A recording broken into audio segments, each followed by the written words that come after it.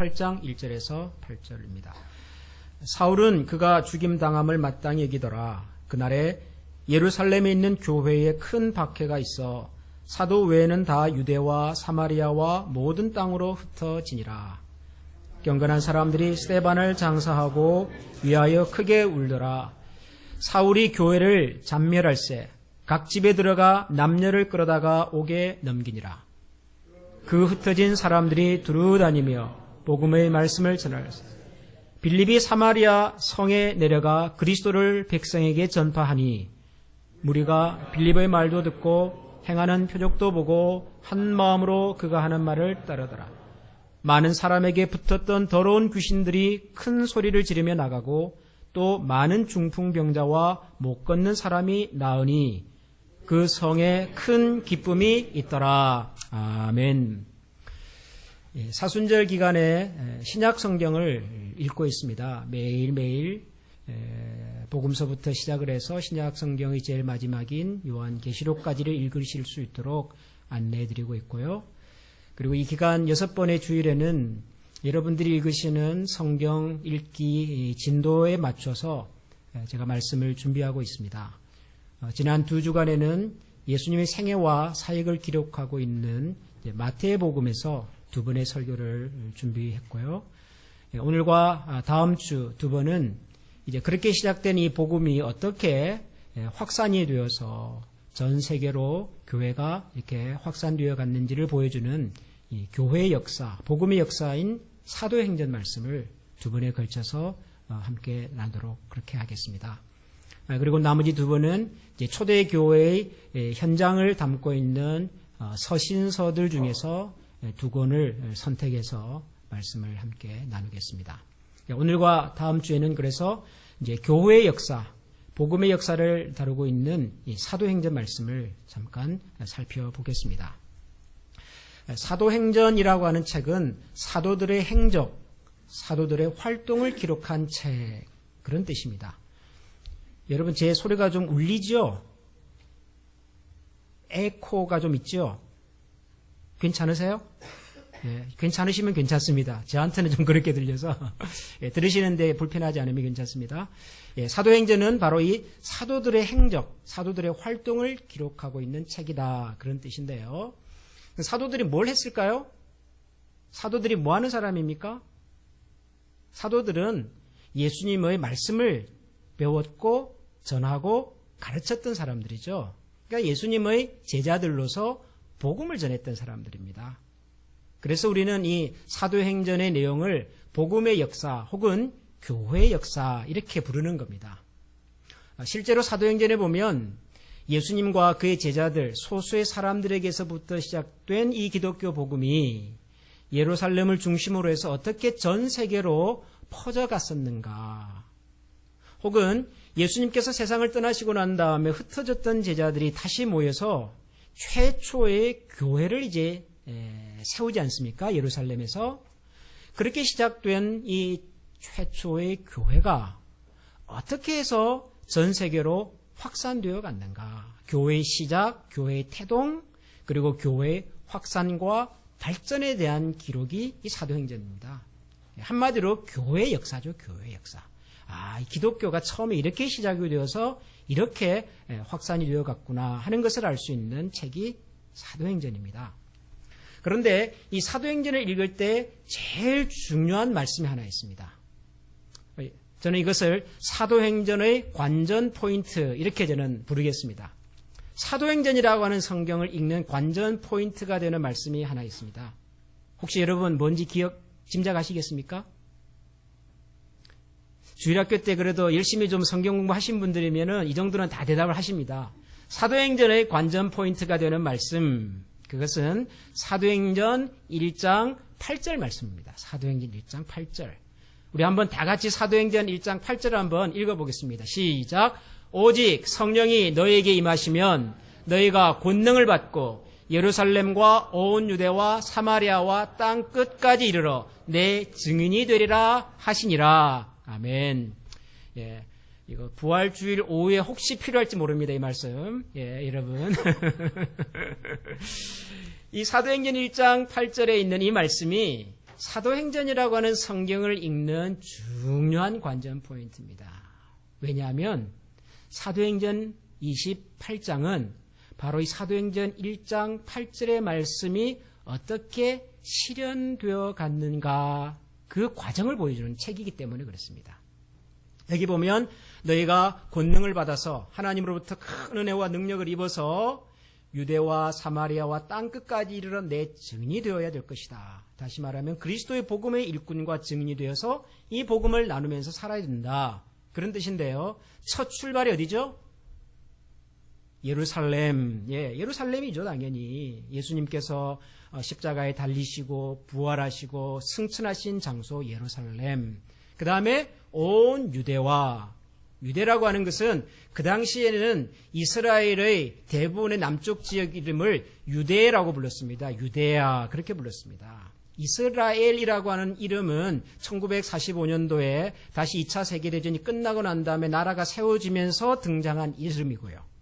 그 다음에 구약시대의 이스라엘 민족을 가리킬 때 사용했던 이름이고요. 예수님 당시에는 그 땅을 유대아라고 불렀습니다. 유대아.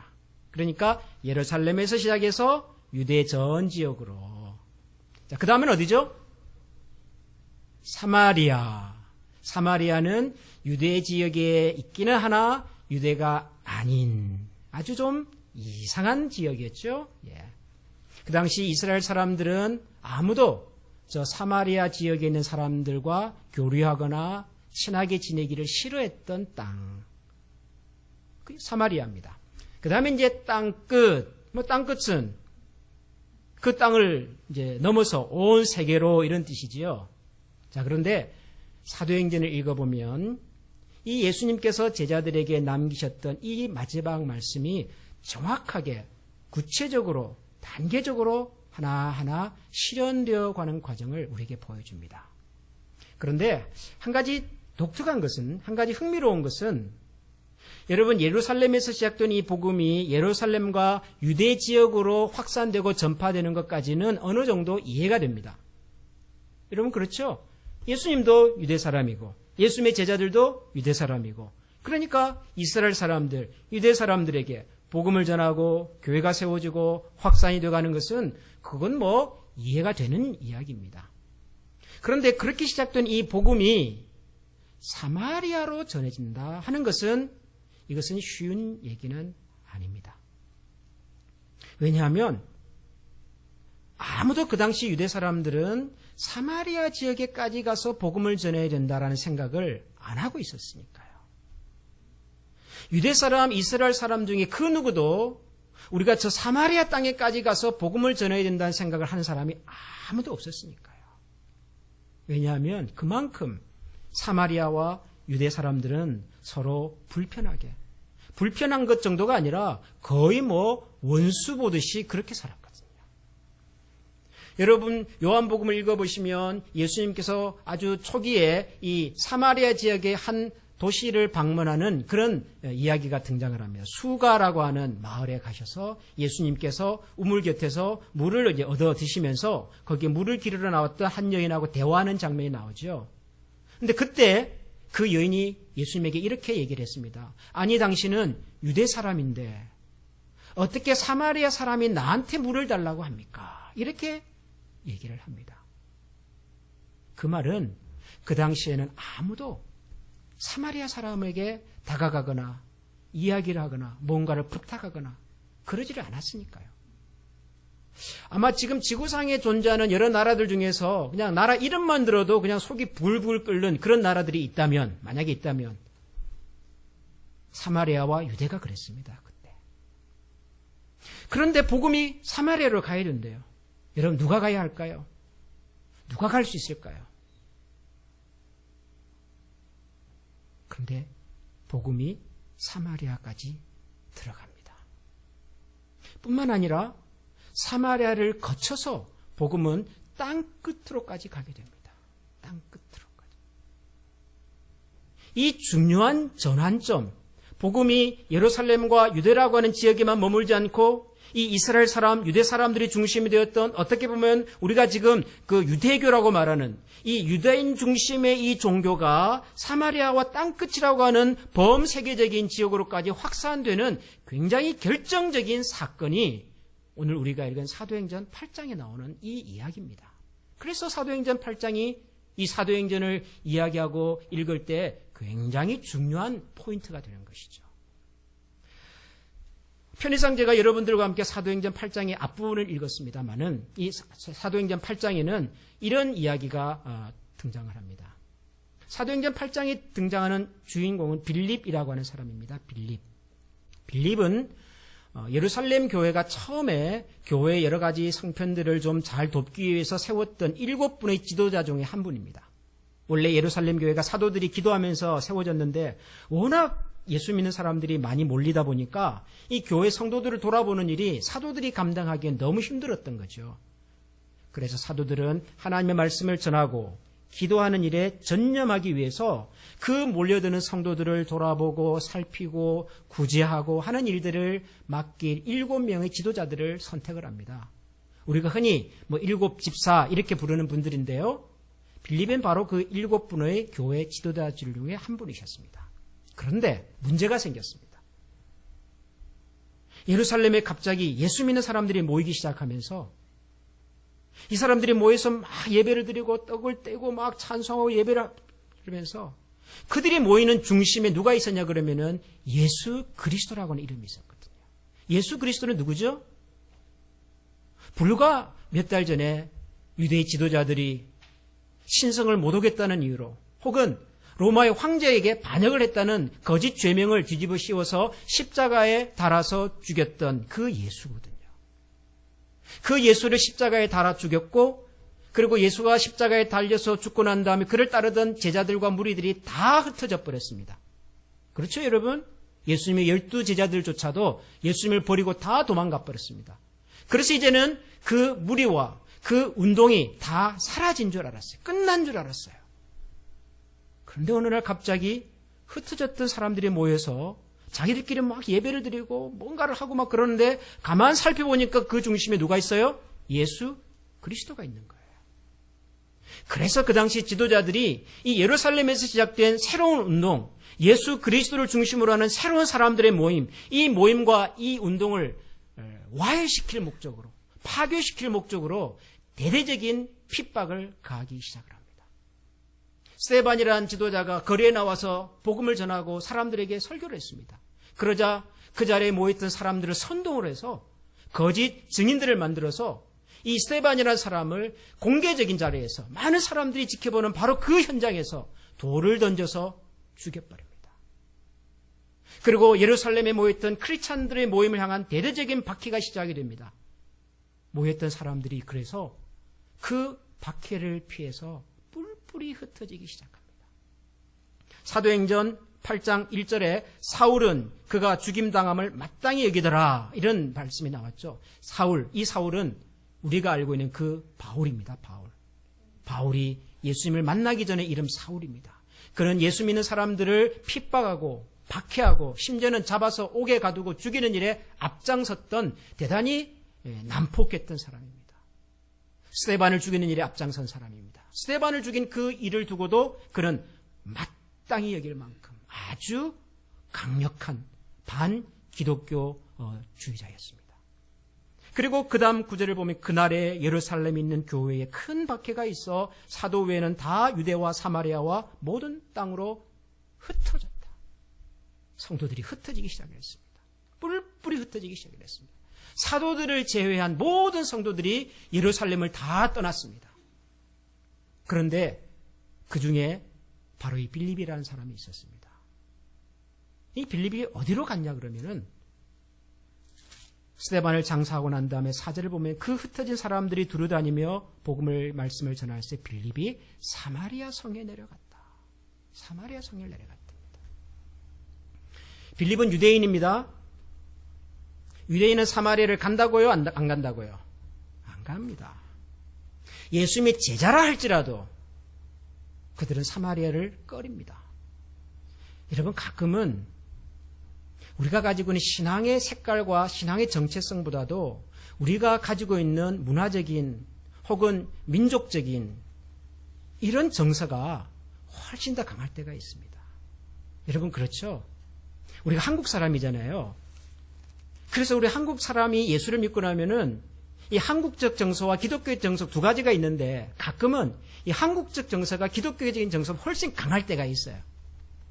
이게 이제 언제 나타나냐 그러면은요. 우리가 웬만해서는 교회 안에서 이렇게 일본 분들을 잘 환영을 안 해요. 여러분 그거 잘 모르시죠? 저는 경험한 적이 있어요. 저는 예전에 캐나다에서 공부를 할 때 캐나다 교회를 출석을 했는데요. 거기에 일본 분의 신실한 형제들이 자매들이 있었어요. 근데 저는 목사 출신 아닙니까? 제가 이래봬도 한국에서 목사였습니다, 여러분.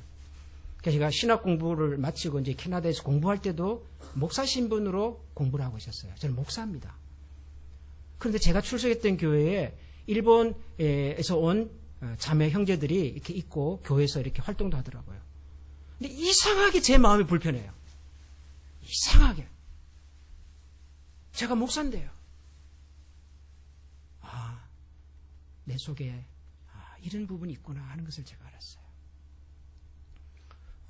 저만 그렇지 않은 것 같아요. 우리가 가지고 있는 역사적 경험 때문에 우리를 아프고 힘들었던 사람에 대해서는 그리스도의 마음과 사랑으로 다가가야 마땅함에도 불구하고 쉽지가 않을 때가 있어요. 그런 마음이 있어요, 우리한테. 근데 사마리아가 그랬어요, 유대인들에게는. 복음을 전해야 하지만 아무도 가려고 하지 않았습니다. 근데 빌립이 거기를 갑니다. 어떻게 해요? 가고 싶어서 갔을까요? 저는 그러지는 않았을 것 같아요. 빌립이 사마리아를 복음을 전하기 위해서 갔다고 보기에는 좀 어려워요. 오히려 더 상식적인 해석은 예루살렘에 큰 박해가 나서 사도들 외에는 모든 성도들이 다 뿔뿔이 흩어져야만 했던 그 무렵 예루살렘을 떠나서 가야만 했던 사람들이 어떤 사람은 유대 광야로도 가고요. 어떤 사람은 예루살렘 혹은 이스라엘 국경을 넘어서 가기도 하고요. 그중에 어떤 사람은 사마리아도 들어갔어요. 그중에 빌립이 있었던 거죠. 빌립이 그래서 사마리아에서 복음을 전하기 시작합니다. 빌립을 통해서 복음을 들은 사람들 중에는 귀신 들린 사람, 각종 병을 가진 사람들도 있었는데 그 사람들이 복음과 함께 이 치유와 회복의 은혜를 경험을 해요. 그 사람들이 모여서 하나님을 예배하기 시작합니다. 그리고 그 소식을 들은 예루살렘의 지도자들이 사마리아 사람들도 복음을 들었다는데 우리가 이것을 그냥 내버려둘 수는 없지 않느냐. 그래서 지도자들이 사마리아를 방문을 해요. 상상할 수 없는 일이 일어났습니다. 일반 성도들도 사마리아를 방문하는 것이 쉽지가 않지만 예루살렘 교회 지도자 사도들이 사마리아를 간다는 것은 더더군다나 상상할 수 없는 일입니다. 그런데 갑니다. 왜요? 빌립을 통해서 복음을 들은 사람들이 있었기 때문에. 사마리아 사람들에게 복음을 전해지게 된 것은 아이러니하게도 예루살렘 교회에 찾아왔던 박해였습니다. 그런데 이 사도행전 8장에는 또 하나 아주 재미있는 사건이 기록이 되어 있습니다. 사마리아에서 복음을 전하던 이 빌립을 하나님께서 아주 특별한 방법으로 저 남쪽 예루살렘에서 가사라고 하는 지역으로 지나가는 이 광야 지역으로 하나님께서 빌립을 이끌어 가십니다. 어떻게 이끌어 가셨는지는 정확하게는 알 수는 없으나 아주 특별한 방법으로 하나님께서 빌립을 사마리아에 있던 빌립을 그쪽으로 보내셨어요. 그런데 그 광야에서 빌립은 뜻밖의 사람을 만납니다. 낯선 사람이 수레를 타고 지나가는데 수레 위에서 뭔가를 읽어요. 책을 읽는 소리가 들립니다. 가만히 들어보니까 구약 성경이에요. 구약 성경 중에서도 이사야서를 막 읽는 소리가 들리는 거예요. 이 빌립의 귀에. 그래서 너무 궁금하고 신기해서 그 수레에 다가가서 수레에서 성경을 읽는 사람에게 물어봅니다. 지금 당신이 읽고 있는 이 책이 무슨 책인지 아십니까? 이게 무슨 뜻인지 알고 있습니까? 물었어요. 근데 그 수레 타고 있던 사람이 대답을 이렇게 합니다. 모릅니다.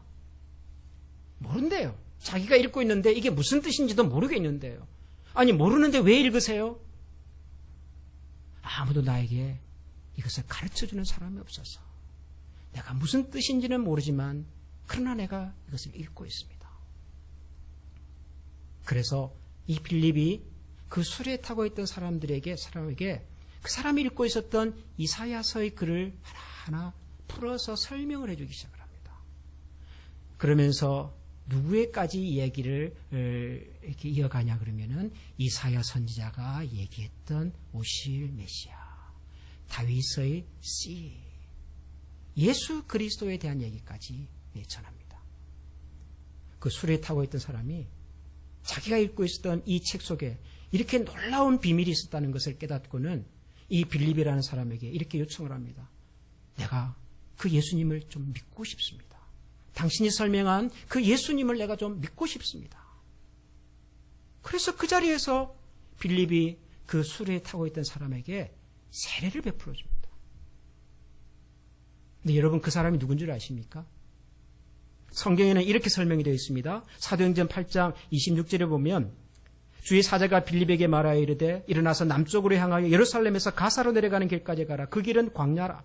일어나 가보니 에디오피아 사람 곧 에디오피아 여왕 간다게의 모든 국고를 맡은 관리인 내시가 예배하러 예루살렘에 왔다가 가는데 그래요.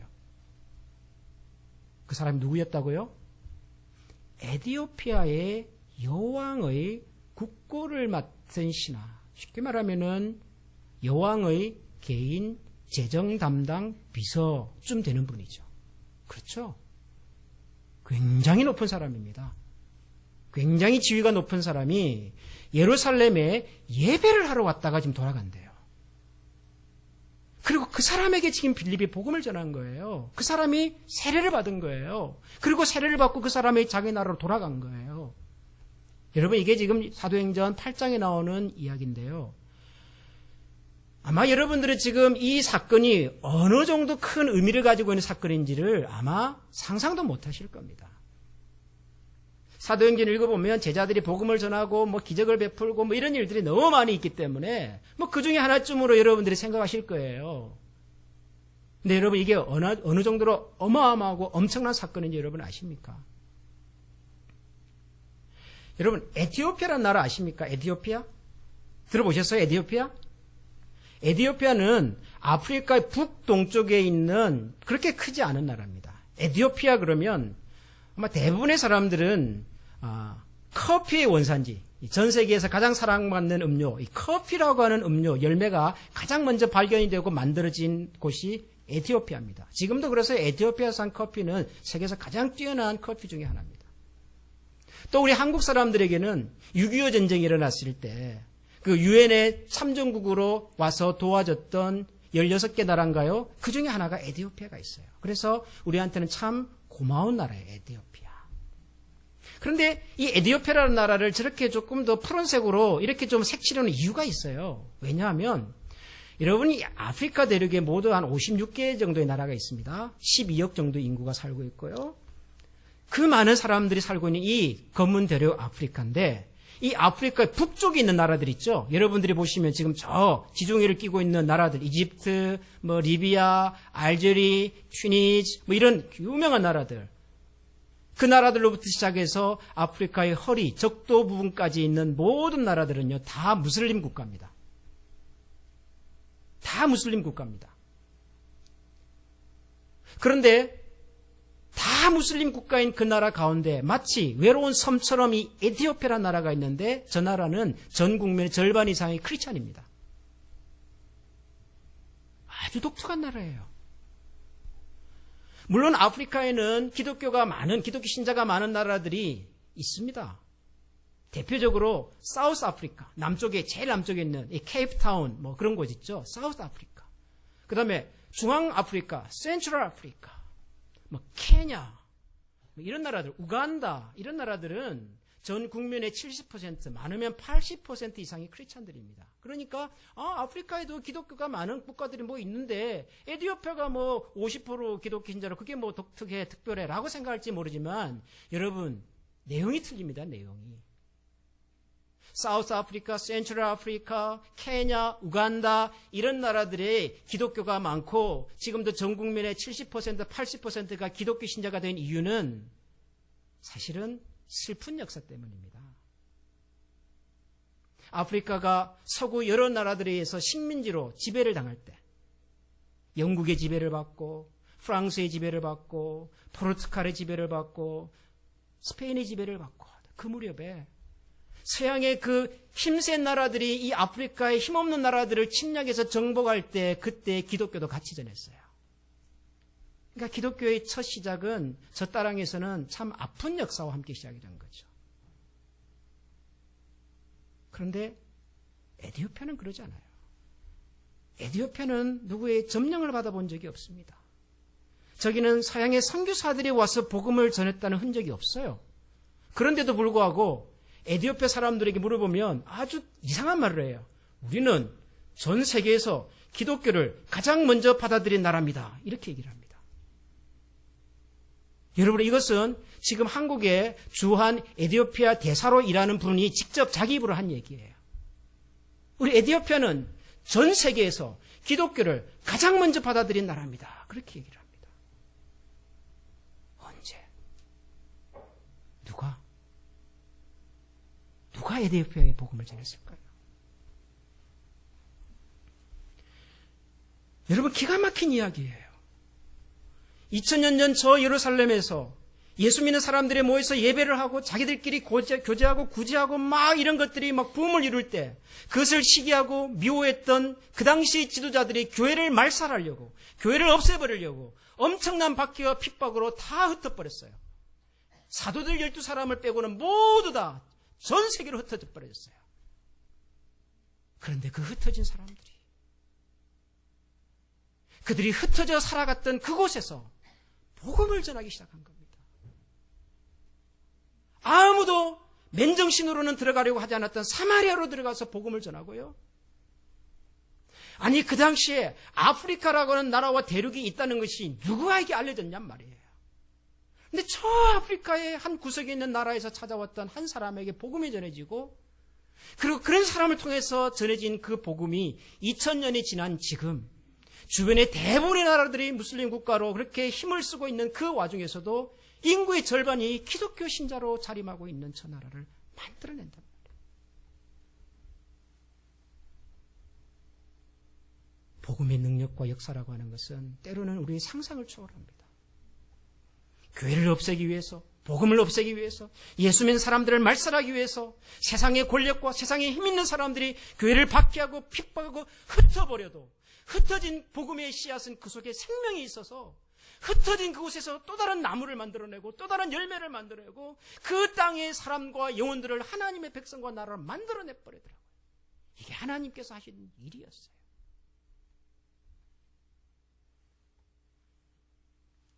여러분, 지금 전 세계에서 기독교가 가장 급속도로 빨리 성장하는 나라가 두 나라가 있습니다.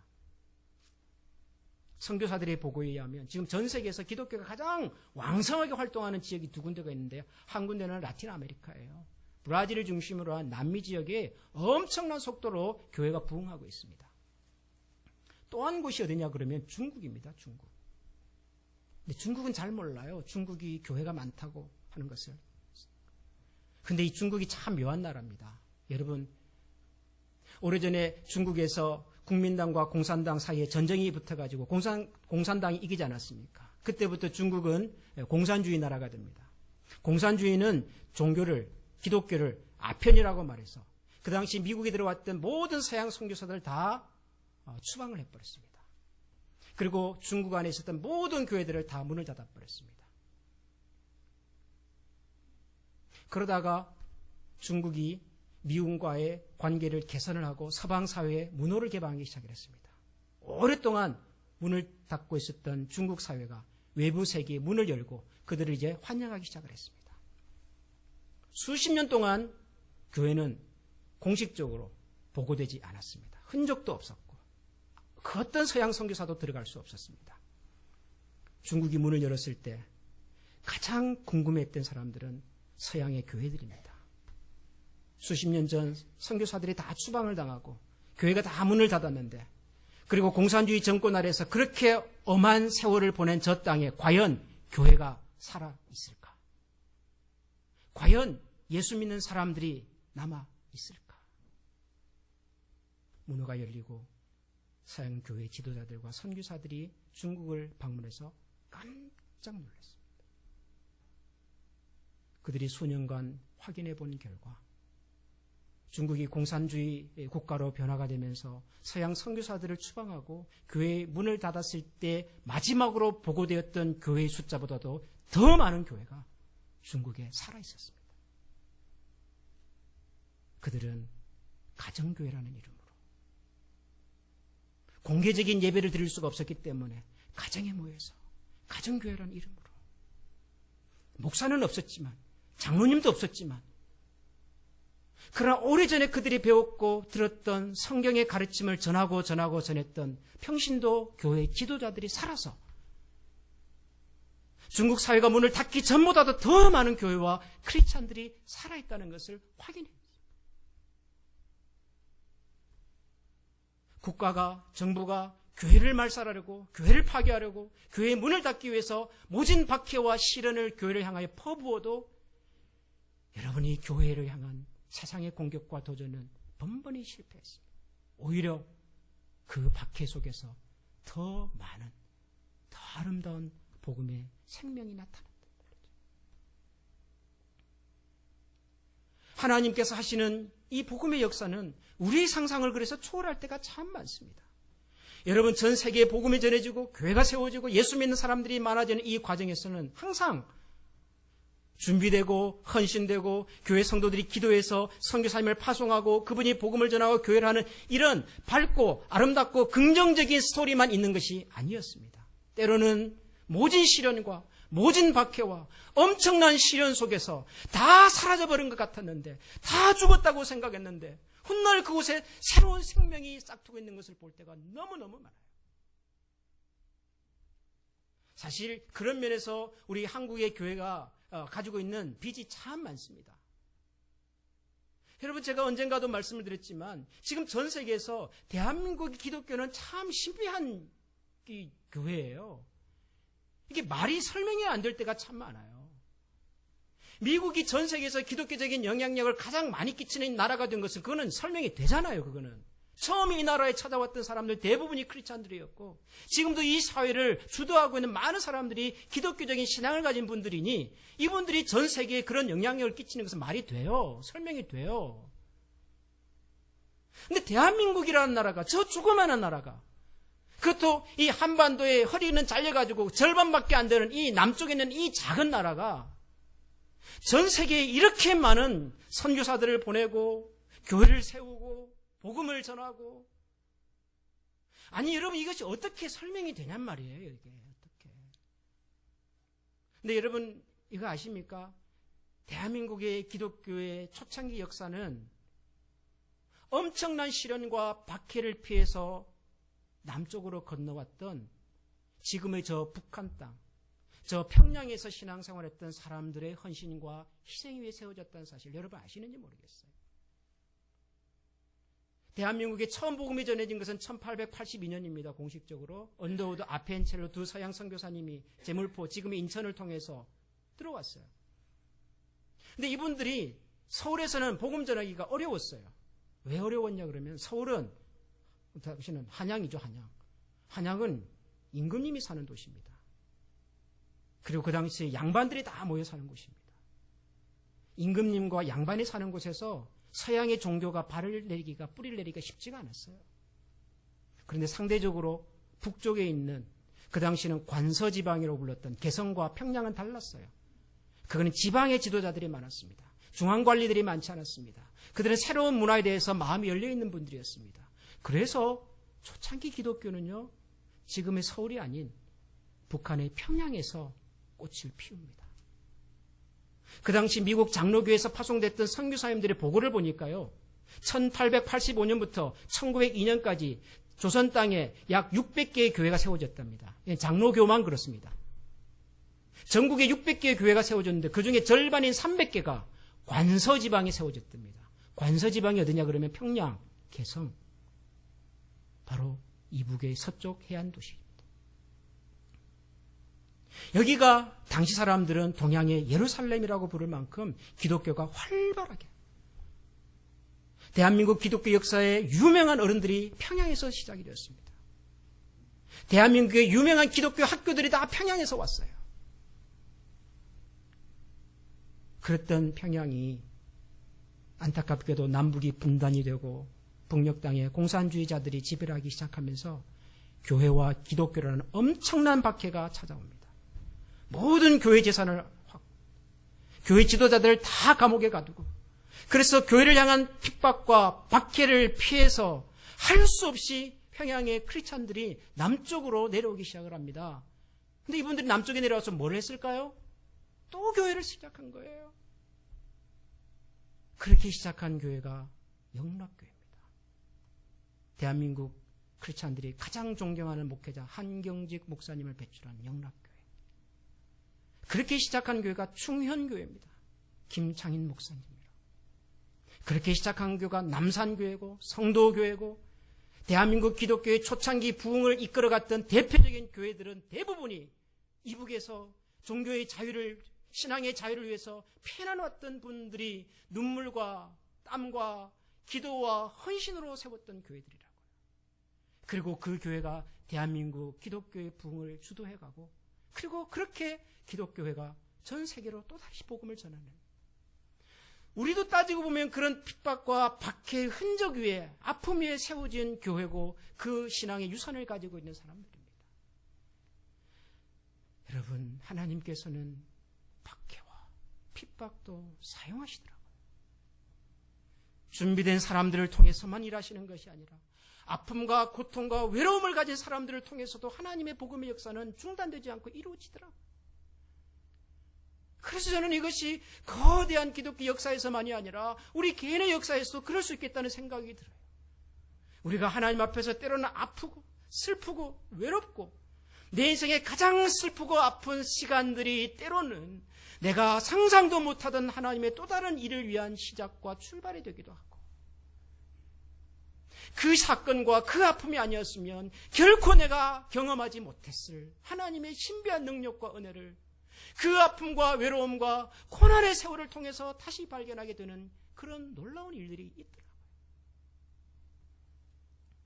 그래서 우리는 하나님 앞에서 그렇게 기도하고 찬양하는 겁니다. 하나님, 우리에게 좋은 날, 맑은 날, 새날을 주신 것도 감사하지만 우리에게 때로는 흐린 날과 아픈 날을 주신 것도 감사합니다. 흐린 날과 아픈 날이 아니었으면 결코 우리가 알 수 없었을 하나님의 숨겨진 축복의 비밀들을 우리가 보았기 때문에. 오늘 제가 여러분들과 함께 부르기를 원하는 이 찬양, 저는 이 찬양의 가사가 참 좋아요. 여러분들도 익히 아시는 찬양입니다. 날 구원하신 감사. 근데 이 찬양 가사 중에서 저는 2절과 3절이 참 마음에 와닿아요. 2절을 보면 응답하신 기도 감사합니다. 그러나 거절하신 것도 감사합니다. 3절에 보면 길가에 장미꽃을 인하여 저는 감사합니다. 그러나 장미꽃에 있는 가시도 감사합니다. 아마 기독교에 대해서 그닥 관심이 없는 분들에게는 이런 노래 가사를 읽어보면 아마 죄송한 표현이지만 돌았다고 생각할 거예요. 이게 무슨 감사 이유입니까? 기도가 거절이 되었는데 무슨 감사를 하고, 내 손을 아프게 찌르는 가시가 무슨 감사의 제목이 되냔 말이에요. 그러나 이런 하나님을 만나고 나면 이 하나님이 얼마나 신비롭고 놀라운 분인지를 몰라요. 저는 지금도 기억합니다. 제가 지금부터 한 20년 됐나요? 한국에서 목회를 하다가 미국에 한 2주 정도 연수를 왔었는데요. 휴스턴에 있는 어떤 교회에서 목회자 세미나라고 연수를 하고 돌아갔는데요. 그날 그 예배 시간에 어떤 분이 간증을 했어요. 한국에 있는 전기공사인가 거기서 파견 나와서 일하시던 한국에서 파견 나온 직장인이에요. 경상도 분이세요. 한국의 경상도 남자 그러면 딱 떠오르는 이미지가 있죠. 고집 세고 자기밖에 모르고 똑똑한 척하고 대화 잘 안 되고 이런 분이었어요. 한국에서는 예수를 안 믿었고 미국 와서도 예수 믿는 사람들을 저런 것들 그러면서 무시하면서 살았던 분이에요. 이분이 이제 한 달 후에 한국으로 돌아가는데요. 그 교회에서 간증을 하시더라고요. 세례 간증을 했어요. 그러면서 이런 얘기를 했습니다.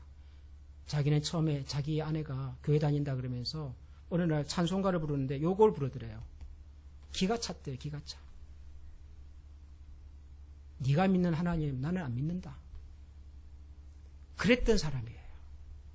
그랬던 사람이 한국 돌아가기 한 달 전에 세례를 받고 세례 간증을 하면서 이 찬양 가사를 얘기하면서 50대 중반의 그 경상도 똑똑한 남자가 울더라고요. 그 우는 그 남자를 보면서 역시 경상도 배경을 가지고 있는 저 역시 눈물이 찔끔 나지 않았겠습니까? 여러분, 이것은 말로 설명할 수 없는 이야기입니다. 우리의 기도에 응답하신 것도 감사하지만 거절하셔도 감사합니다. 장미꽃 감사하지만 장미꽃에 있는 가시도 감사합니다. 이것은 저의 실력으로는 도무지 설명할 수 없는 내용입니다. 그러나 사실입니다. 참 우리 모두가 이 하나님을 알아갈 수 있으면 좋겠습니다. 고난과 핍박과 어려움은 좋은 것은 아니지만 그러나 그것을 통하여 우리가 미처 깨닫지 못했던 하나님의 숨겨진 손길과 은혜의 현장들을 볼 수 있다면 그것도 함께 감사할 수 있는, 그래서 하나님의 선하신 계획이 우리 가운데 이루어지는 것을 함께 목격할 수 있는 그런 우리 모두가 될 수 있기를 축원합니다. 기도하겠습니다. 하나님, 복음이 전해지는 과정 속에서 우리가 상상도 할 수 없는 일들이 일어났음을 보았습니다. 유대인 빌립이 사마리아 사람을 만나 복음을 전하고 이디오페에서 건너왔던 이름 모를 저 곡 신하에게 그리스도의 복음이 전해지고 그렇게 시작된 복음의 씨앗이 지금도 저 검은대륙 아프리카 땅에서 수많은 사람들의 인생과 삶을 바꾸어내는 놀라운 능력과 비밀이 된 것을 저희들이 기억합니다. 그리고 하나님, 저희처럼 참 보잘것없고 하나님 모르고 하나님 없이도 잘 살 것 같았던 우리 인생에 어느 순간 하나님께서 문을 열고 찾아와 주셔서 우리의 입술을 열어 이 신실하신 하나님을 노래하며 찬양할 수 있도록 저희들을 여기까지 인도해 주신 것을 감사합니다. 하나님, 흩어진 사람들을 통하여 복음이 땅끝까지 증거되었던 것처럼 오늘도 여러 가지 이유 때문에 아픈 마음, 상한 마음, 갈기갈기 찢긴 마음, 흩어진 마음을 가지고 살아가는 성도들을 주님께서 위로해 주시고 그리고 저들의 슬픔과 외로움과 아픔을 통하여 하나님께서 가지신 크고 놀라운 일들을 이루어 주시옵소서. 그래야 모두가 함께 먼 날 이 놀라운 신비로운 하나님의 은혜의 손길을 같이 노래하며 기뻐하며 찬양하는 날이 오도록 저희들을 지도하시고 주의 성령으로 이끌어 주시옵소서. 예수님 이름으로 감사하며 기도합니다. 아멘.